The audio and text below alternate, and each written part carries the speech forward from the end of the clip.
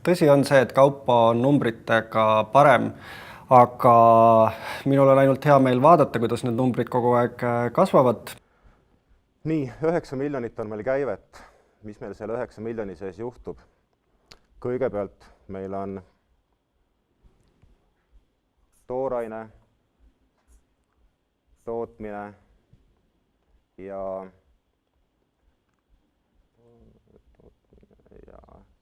tegevuskulud. Nendeks me oleme planeerinud 2,7 miljonit eurot.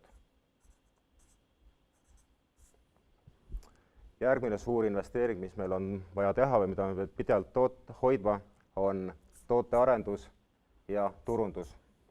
Sinna me planeerime kulutada 3,5. Ma küsin vahele, te kaasate 150 000 ja investeerite seal 3,5 miljonit ja midagi veel, üsna suur vahe on seal. See on 4 aasta summa. Siis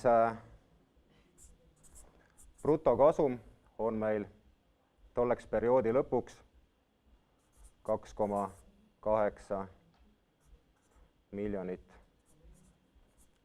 eurot. Kuidas meil see tekib, küsimus. Et kõigepealt me planeerime oma käibe. Esimene aasta on meie käive 250 000 eurot. Teine aasta on 1 miljon.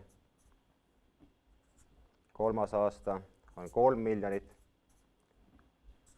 Neljas aasta on 5 miljonit.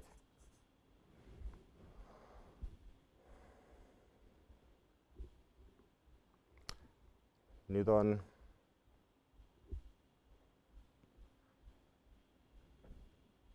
kokku 9 miljonit käivet.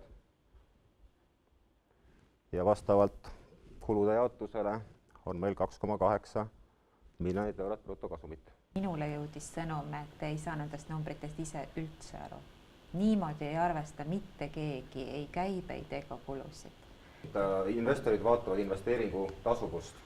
Ja kui palju te lubate selle investeeringu tasumus 4 aasta peale arvestatud 30% aastas arvestades investeeringu ajaväärtust või raha ajaväärtust.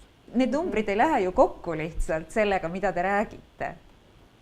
Mina näen siin ohtu, et see on selline elustiili ettevõte, et see ei skaleeru suureks. Ma olen Ottiga täiesti päri, et see on see, mida te täna oskate väga hästi teha ja see tõesti teid innustab ja edasi viib.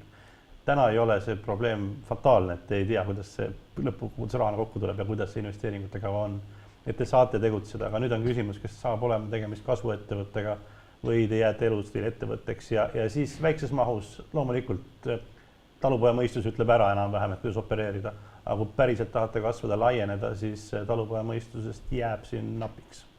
Kui te ärist aru ei saa ja vabandage, äri on seotud numbritega, mitte ainult väga laheda tootega. No siis te nüüd 4 aasta pärast ei jõua mitte 5 miljonilise käibeni, vaid te olete kordades varem pankrotis lihtsalt.